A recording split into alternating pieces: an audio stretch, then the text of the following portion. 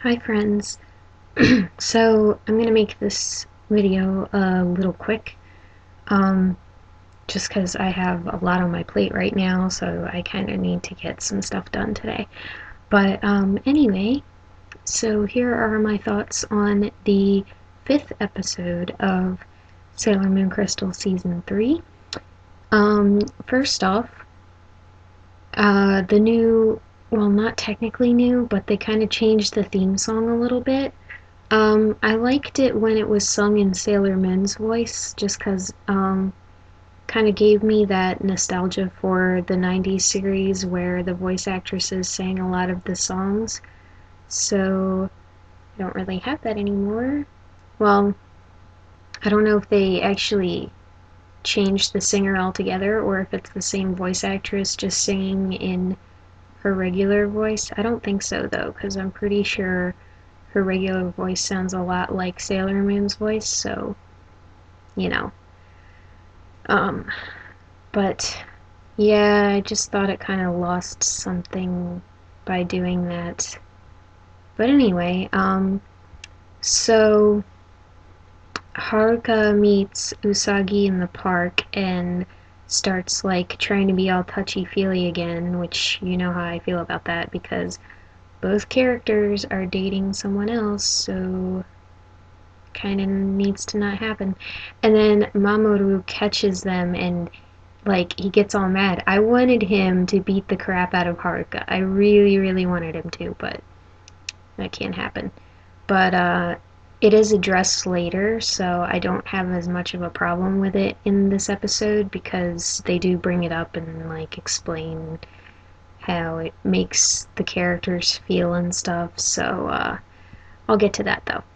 Um, So when Chibiusa was telling the other characters about her home and all of the memories she has of sneaking into her mom's room and all that stuff, and she like starts tearing up, I thought that was really sweet. Um, I'm really liking Chibiusa's character in this season a lot more than the past two seasons. Well, technically she was only in the second one, but she was kind of in the last episode of season one, but you know what I mean. Um, I like her character a lot more. It has much more depth. It's not just, her being a lost little brat. Now it's more like she has found an identity for herself in this timeline. She's got, her memories of the future still, but, she's got a more likable character this time. So, God, what is up with my hair on this side? Sorry. But she has a more likable character in this season. Um, I'll talk more about that later as well because that does actually come up. But I do like Chibiusa a lot better now. Even better than the 90s series, I would say. She just has a much more sweet character and she's still funny and I like that. So when Chibiusa gets to Mamoru's apartment, he and Usagi are kind of fighting, and I love how immediately when she walks in the door she can sense the tension between them and she's just like, are you guys fighting?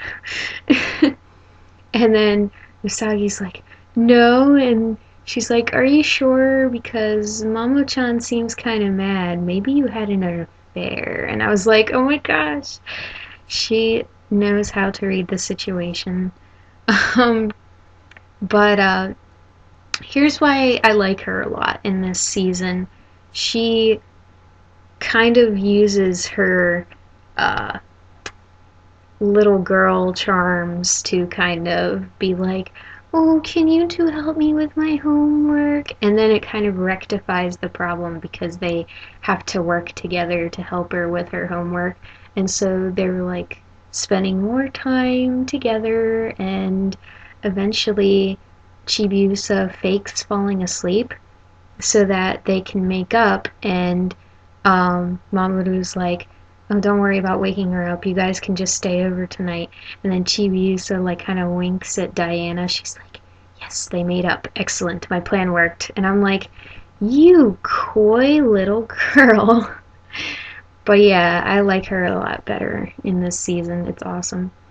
Um, so in this episode, the inner senshi who gets screen time is Ami, Sailor Mercury. And it's kind of funny because she gets competitive about test scores. She's like, there's this one girl who scored higher than me. I want to meet her. And I'm like, oh my god, you're kind of a little too competitive with those test scores, aren't you? So I thought that was kind of funny. But, so before she leaves, Ray actually says it's dangerous to go alone, and I thought that was kind of funny. But that's just a small thing. What was really cool about this episode is that they didn't play the stock footage of Sailor Mercury transforming.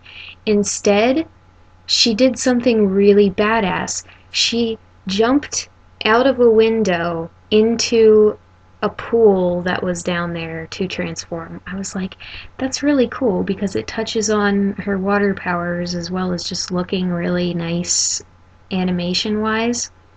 So I thought that was pretty awesome. And we did technically see stock footage since it was our first time seeing the transformations of Uranus and Neptune. But since it was the first time, I don't really count it as stock footage because they had to make it for the first time. So the transformations look nice. They're a good update on the old ones, but I felt like the animation was kind of slowed down a little compared to the 90s version. I guess they were going for gracefulness, you know, making the movements very smooth and all that, but I don't know. I felt like it lost a little bit of the impact, but maybe that's just me. So the last thing that happens in the episode is the reveal of Sailor Pluto being in this timeline.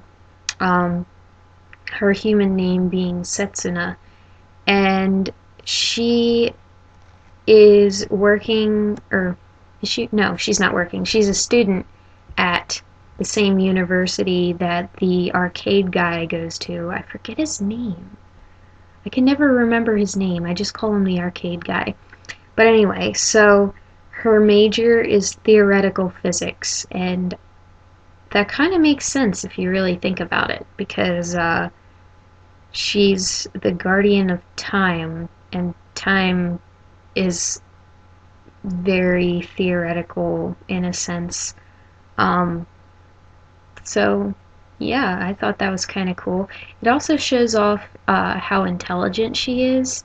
I think Sailor Pluto is one of the more intelligent senshi, so it makes even more sense to have her majoring in theoretical physics because she is that smart. She's been around for longer than anyone remembers, so makes sense. And the last thing I wanted to talk about is the new ending theme. I think it's cute.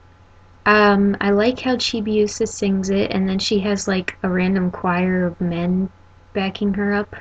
Not sure what that's about, but it's kind of funny. It reminds me of I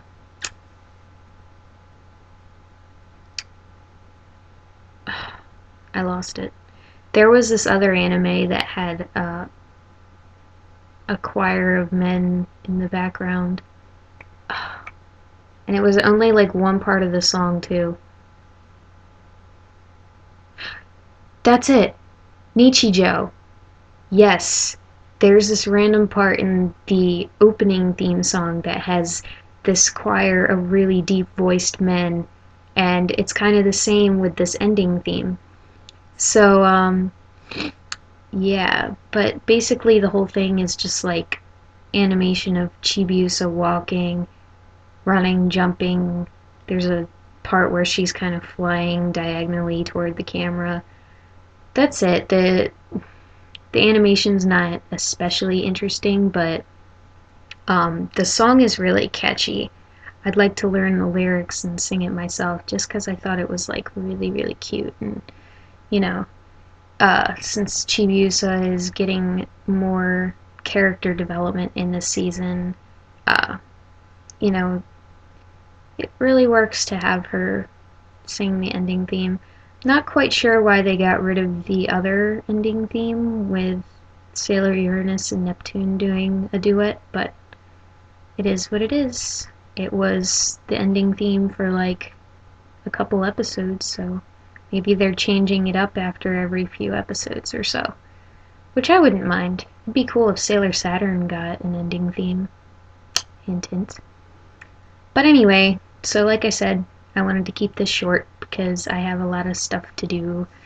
I have to edit like 13 more pages of a novel in a couple of hours.